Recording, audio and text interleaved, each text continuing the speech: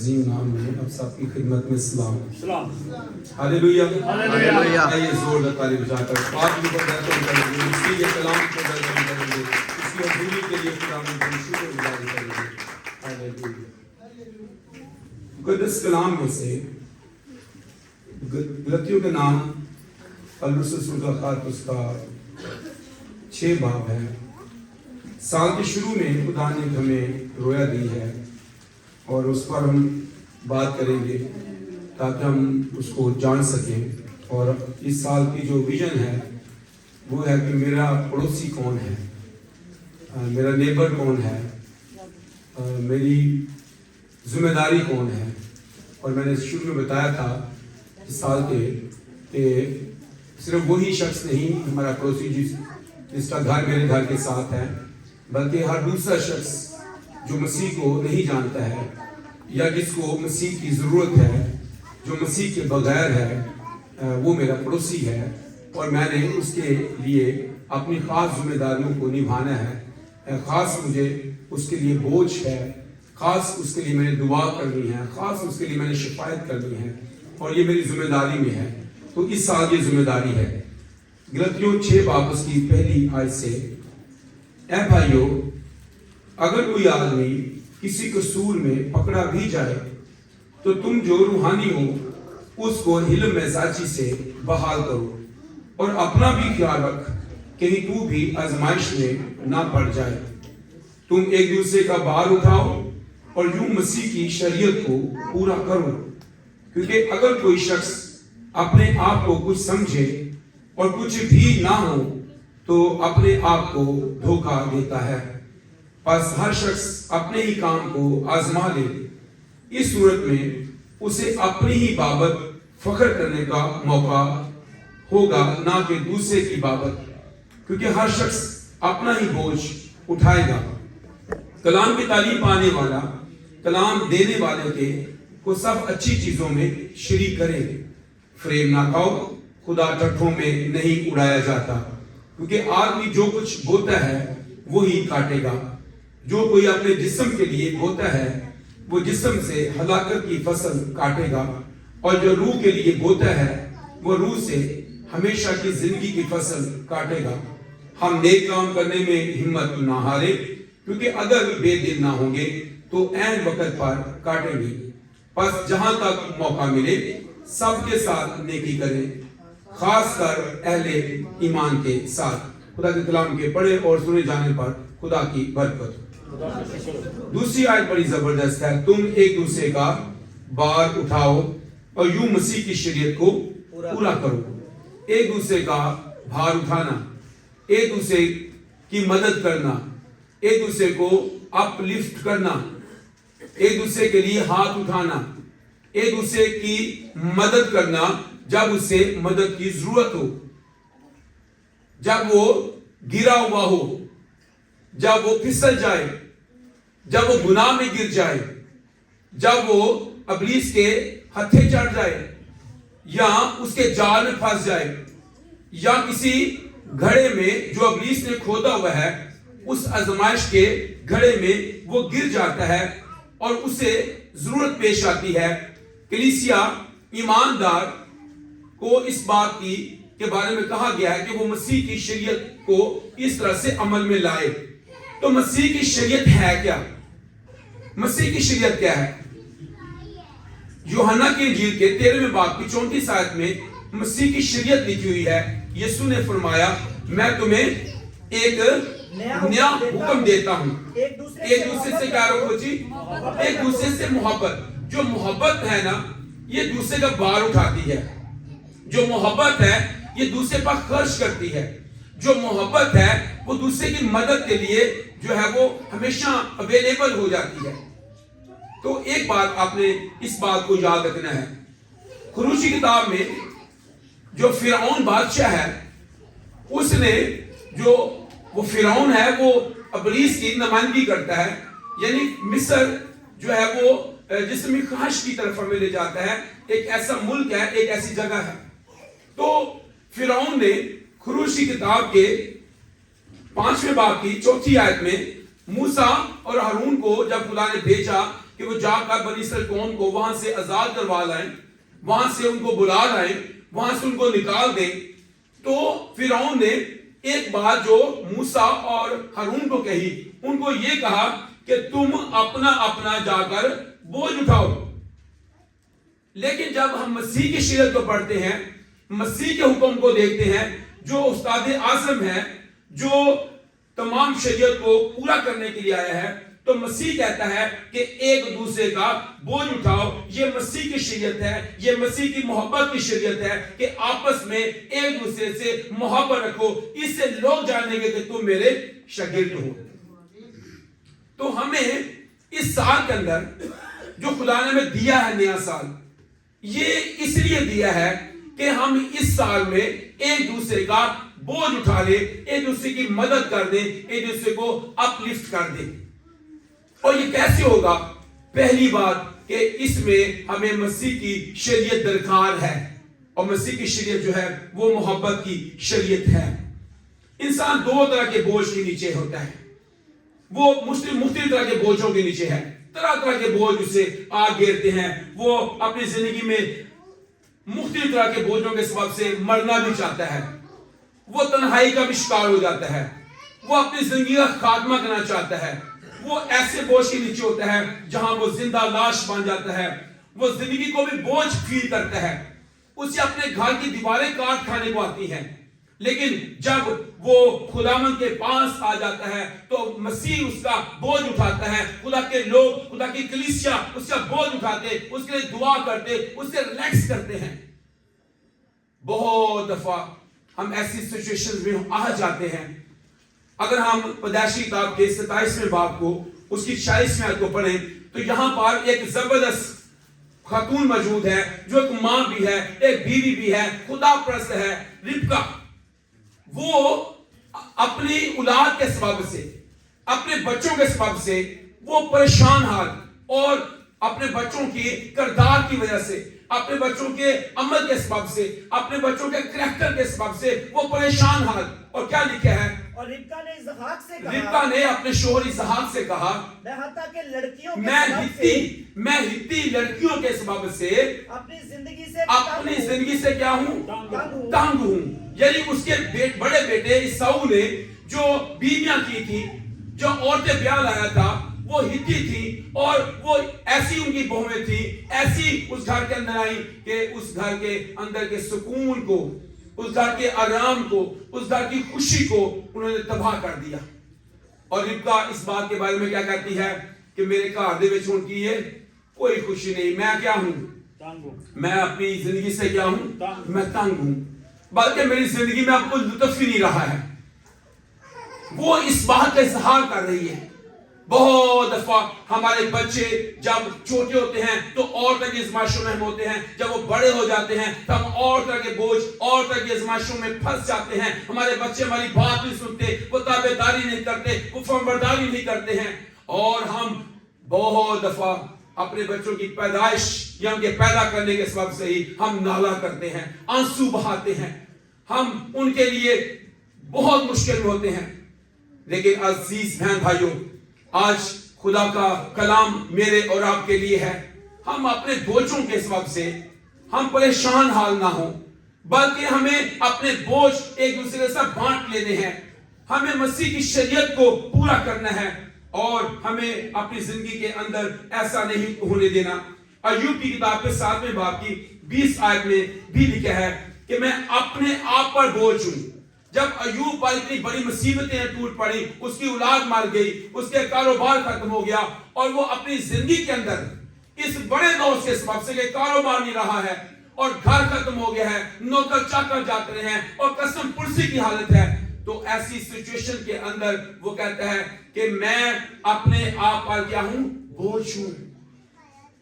ہم اپنے آپ کو بوجھ سمجھتے ہیں, اپنی زندگی کا خاتمہ کر دینا چاہتے ہیں کیونکہ وہ بوجھ ہے. لیکن آج خداوند ایسا نہیں چاہتا ہے. خداوند آپ کی زندگی سے محبت کرتا ہے.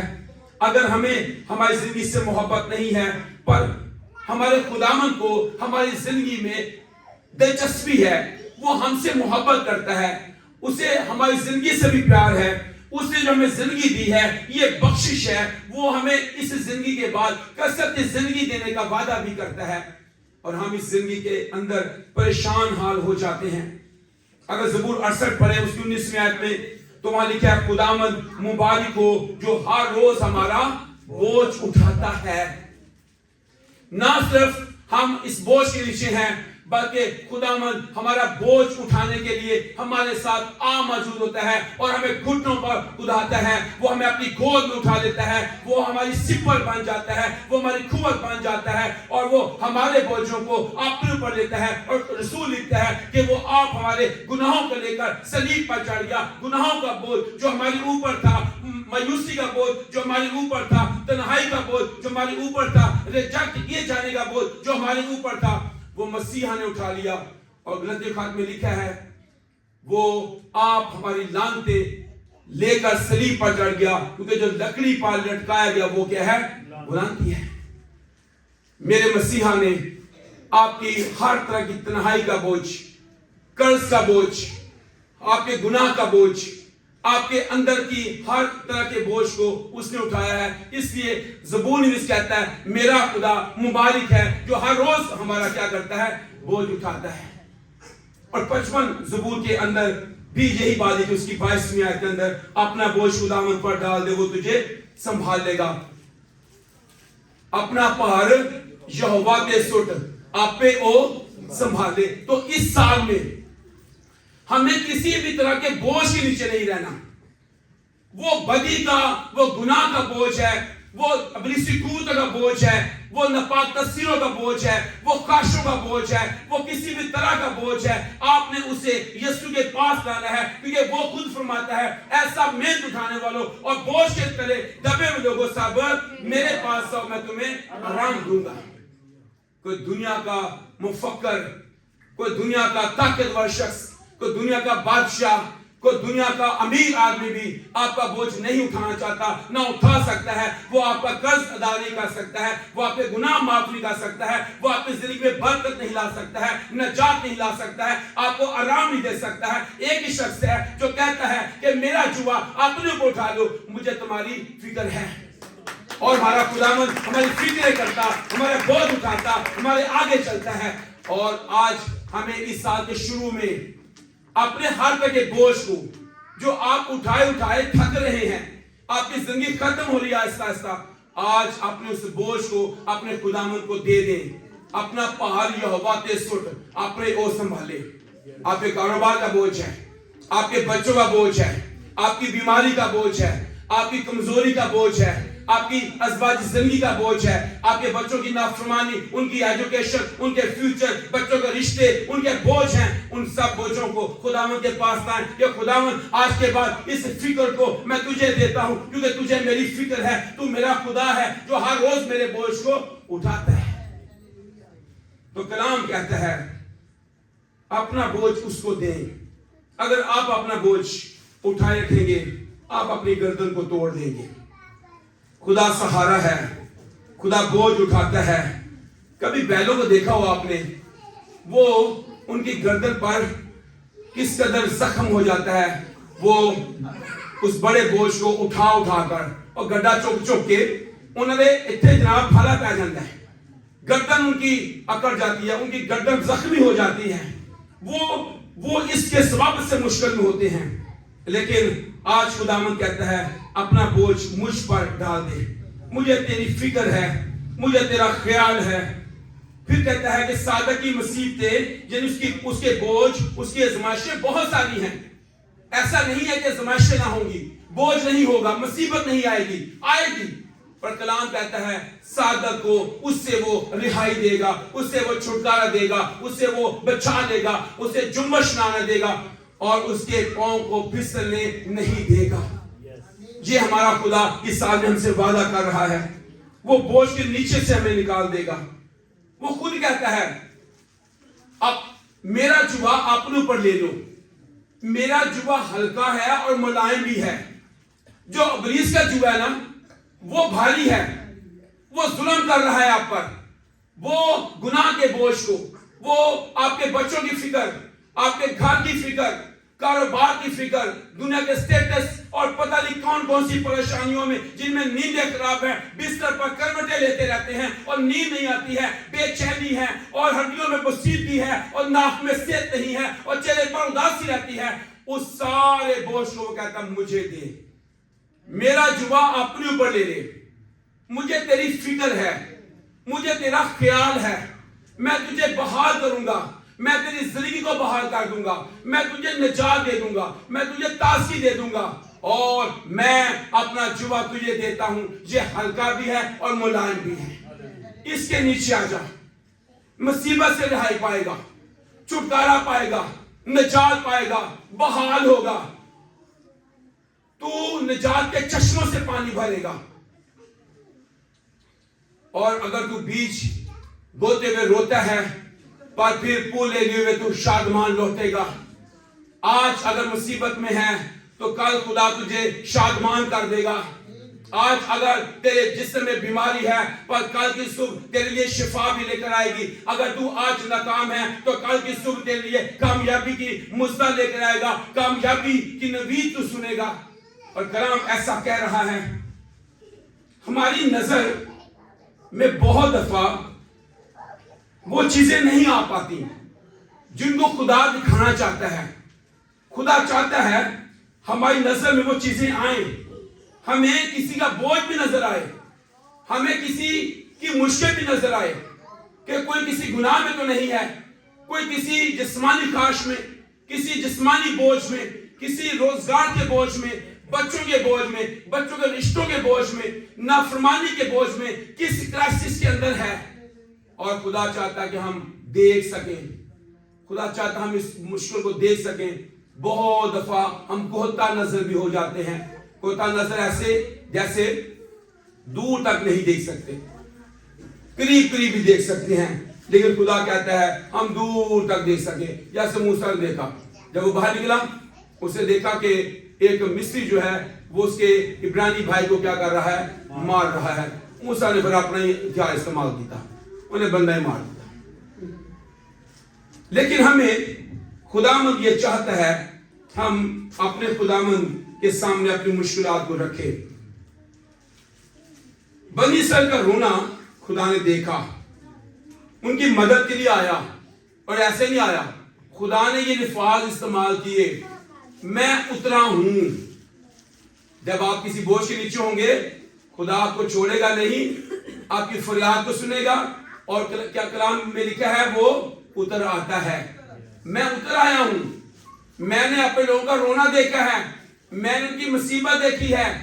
असी के नया सारे खुदा ने पता ही नहीं, शायद खुदा देखता है, वो कोता नजर नहीं है, वो दूर तक आपको देख रहा है, वो दूर तक आपके हाल से वाकिफ है, वो आपकी कंडीशन से वाकिफ है। उसे मालूम है कि आप किस क्राइसिस के अंदर हैं। खुदावंद आपसे लाताल्लुक नहीं है, हम खुदा से लाताल्लुक हो जाते हैं। हमारा खुदा हमारे हाल से लाताल्लुक नहीं होता, ना वो हमसे लाताल्लुकी का इजहार ही करता है।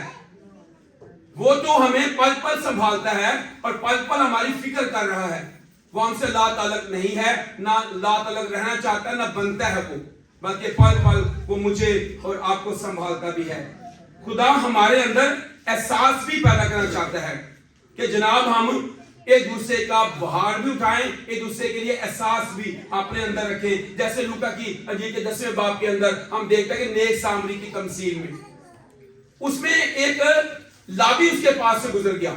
ये नेक सामरी जब ये सामरी शख्स डाकुओं में गिर गया, इसे मारा गया, धुआं करके छोड़ दिया, रात में था ये, तो एक लावी उसके पास से गुजरा पर कतरा कर चला गया।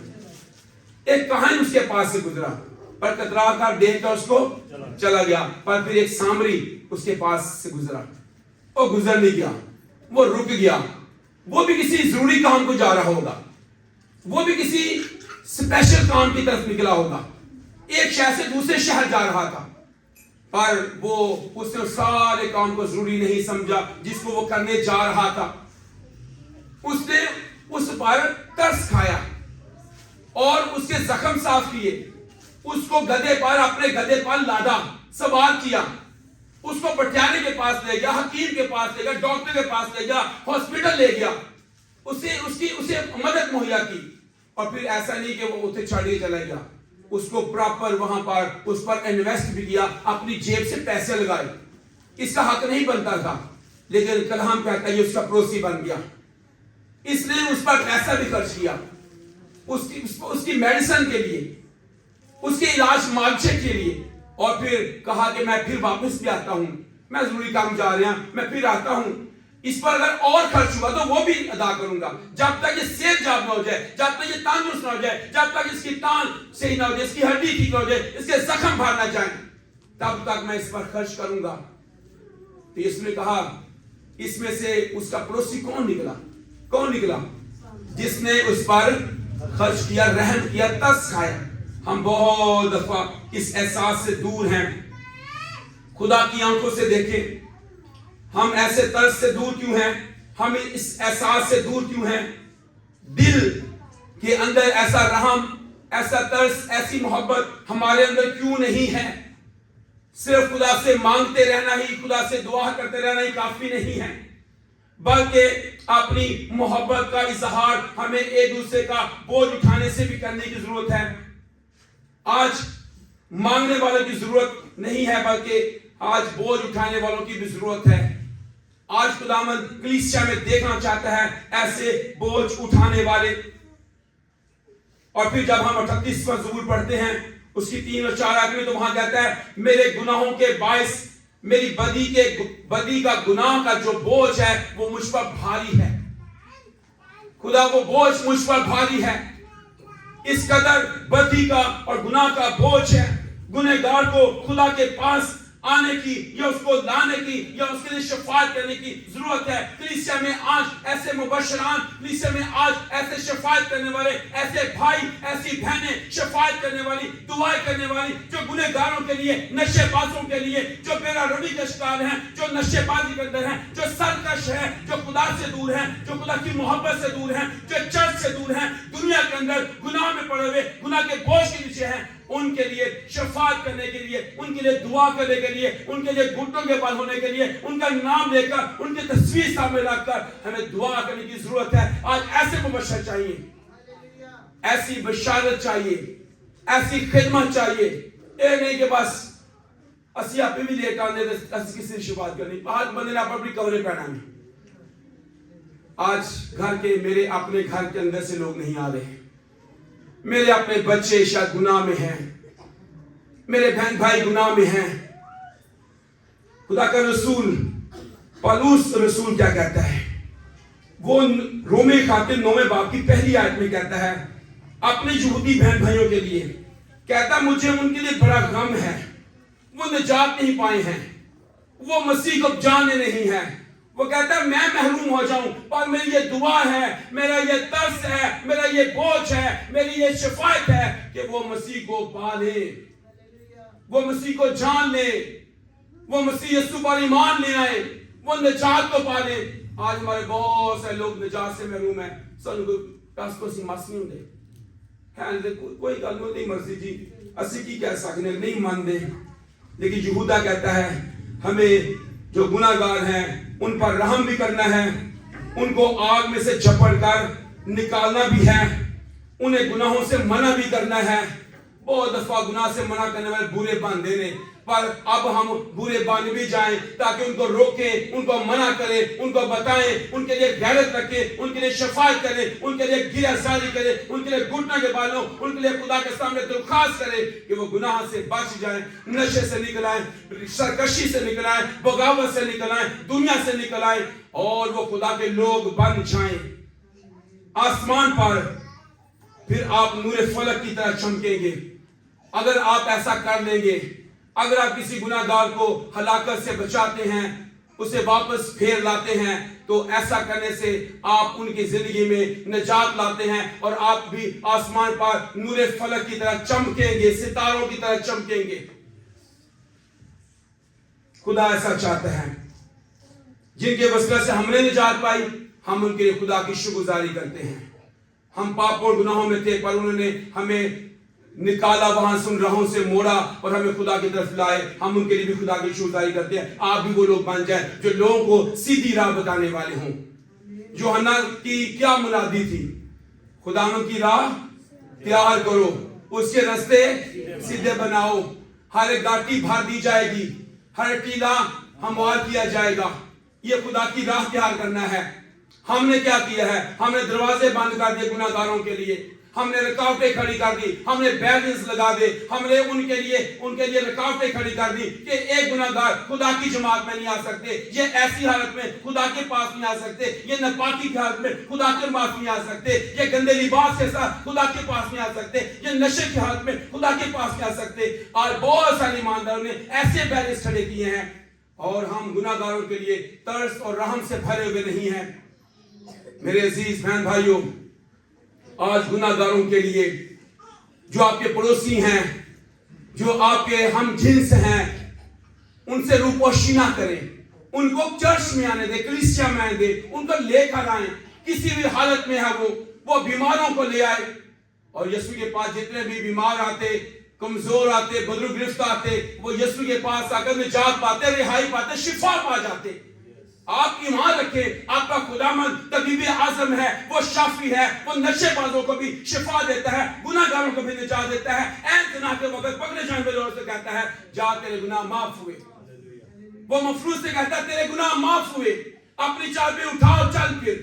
آپ کی زندگی کے اندر خدا آپ کے وسیلہ سے, شفاعت کے وسیلہ سے, آپ کی دعا کے وسیلہ سے, آپ کے ترس اور رحم کے وسیلہ سے اس گناہ گار کو جس کو آپ مسیح کے لیے لانا چاہتے ہیں نجات دے گا. کب ہوگا ایسا؟ آؤ ایک دوسرے کا بھار اٹھائیں, آؤ ایک دوسرے کی شفاعت کریں, آؤ اپنے پڑوسی کا خیال رکھیں, آؤ اپنے پڑوسی کے لیے فکر کریں. اس کا حساب ہم نے دینا ہے. دعا یا میٹنگز کریں, شفاعت کرنے والے لوگ بن جائیں. بشارت کے پیچھے ایک بڑا دکھ ہوتا ہے, ایک جننے کے سے درد ہوتے ہیں. جب پیدائش ہوتی, جب جنا جاتا ہے, کوئی پیدائش, کوئی جننا جو ہے وہ درد کے بغیر نہیں ہے. پر کلیسیا کے اندر جننے کے سے درد نہیں ہے. کلیسیا اپنی بھانچ ہے. جب اس کے اندر بشارت نہیں ہے, اس کے اندر درد نہیں ہے گناہ گار کے لیے, چھوڑے ہوئے کے لیے, رد کیے ہوئے کے لیے, تو پھر کلیسیا نہیں ہے, وہ بھانچ ہے. اپنے اندر ہمیں درد رکھنا ہے, اپنے اندر ایسا بوجھ رکھنا ہے تاکہ ہم پیدا کر سکے. کوئی پیدائش بچے کی درد کے بغیر نہیں ہے. اس سال میں ایک بھی روح ہم جیت لیں, یہ بہت ہے. اگر ہم یہاں 100 لوگ ہیں تو اگلے سال ہمارے پاس 100 لوگ اور ہوں گے, کیونکہ ہر شخص, ہر بھائی, ہر بہن جننے کے ساتھ, درد کے ساتھ گناہ گار کو مسیح کے پاس لانے کے لیے تیار ہو کہ میں نے اس گناہ گار کو ایک ہی روح کو بچا لینا ہے. افسوس گزشتہ سالوں میں ہم نے ایک روح بھی نہیں بچائی ہے. ہم نے کسی ایک گناہ گار کو بھی نہیں لائے ہیں. ہم تو ان کو ہی کہتے رہتے ہیں تو وہ گرجے جانا تو ادھر آ جائے گا, ساڑھے آرام کے اندر ساڑھے گرجے آ جا کر, بس یہی گیم چل رہی ہے.